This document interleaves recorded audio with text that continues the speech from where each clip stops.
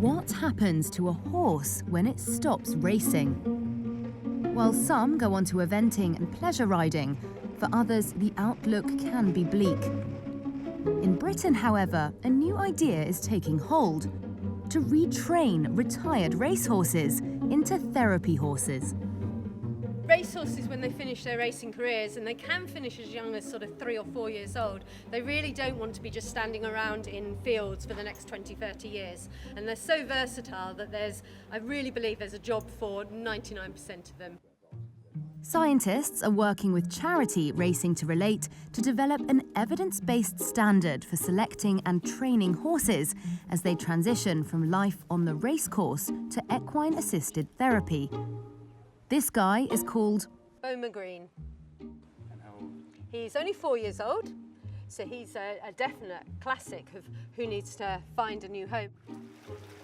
You're going from elite athlete into sort of, a lower level, either athletic or, sort of sedentary sort of life. You'd be surprised the number of thoroughbreds don't know what to do when you stand them in a field, so they have to get used to that thing too. Who will benefit from therapy horses?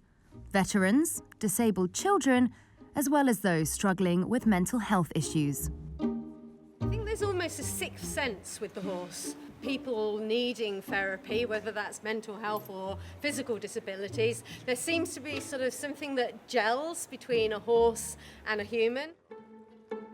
This isn't necessarily a job for every horse, though. The team is devising a series of tests to assess a thoroughbred's suitability, like this umbrella test. It's a way of getting to know the horse and how they react in different situations. So we're trying to capture that in the test that we're bringing together. So we've got how they react to an umbrella opening suddenly in front of them, to how they get over that fright. Are they interested afterwards? Do they back away? We've also got how they react to something they've never seen before, and also how they react to different surfaces underfoot. The 3-year study aims to provide a global standard for the racing industry, a toolkit, so to say, for retraining racehorses. Sir Mark Prescott has been training horses for over 45 years and has thousands of winners to his name. A horse's early training, he says, is critical for their long-term welfare. How well behaved, how kind, how biddable a horse is affects greatly his life after racing.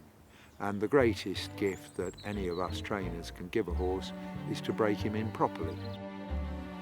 The horse is unique in that he doesn't fall into either category. He's not the lion who you can never quite trust. And he's not the dog that will love you regardless. Somewhere in between is this wild spirit which symbiotically can be brought together, and that's their fascination. My personal hope from this project is really demonstrate to people like they can have amazing second careers. They don't have to go on and be a top level dressage horse or a top level eventer, which is often what people sort of perceive, that they're going on to high level competition. They can be someone's leisure ride. They can be used in this sort of support service. So yeah, that's my big thing that I want to get across, really.